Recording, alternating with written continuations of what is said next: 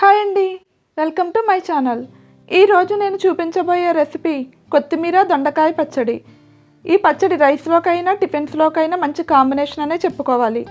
Stove on చేసి pan తీసుకొని 1 table spoon oil వేసి 1/2 టీ స్పూన్ జీలకర్ర, 4-5 వెల్లుల్లి రబ్బలు వేసి వేయించుకోవాలి. అందులోనే 5-6 పచ్చిమిర్చి, శుభ్రం చేసి పక్కన పెట్టుకున్న కొత్తిమీర, టమాటా ముక్కలను వేసి కలుపుకొని టేస్ట్కి సరిపడా సాల్ట్ వేసి ఒకసారి అంతా మిక్స్ అయ్యేలా బాగా కలుపుకొని మూత పెట్టి ఒక 5 నిమిషాల పాటు మగ్గనివ్వాలి.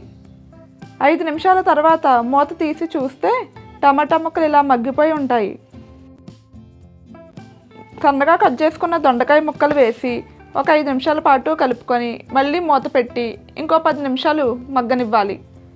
మూత తీసిన తర్వాత కొంచెం చింతపండు రసం వేసి ఒకసారి అంతా కలుపుకొని మిక్సీ జార్లోకి తీసుకొని చల్లారిన తర్వాత గ్రైండ్ చేసుకోవాలి. గ్రైండ్ చేసిన పచ్చడిని ఒక బౌల్లోకి తీసుకోవాలి. పోపు కోసం గిన్నె తీసుకొని ఆయిల్ హీట్ అయిన తర్వాత 2-3 వెల్లుల్లి రబ్బలు, జీలకర్ర, ఆవాలు, పచ్చిశనగపప్పు, మినప్పప్పు, ఎండుమిర్చి, కరివేపాకు వేసుకొని వేయించుకొని ఆ పచ్చడిలో వేసుకుంటే కొత్తిమీర దొండకాయ పచ్చడి రెడీ అవుతుంది.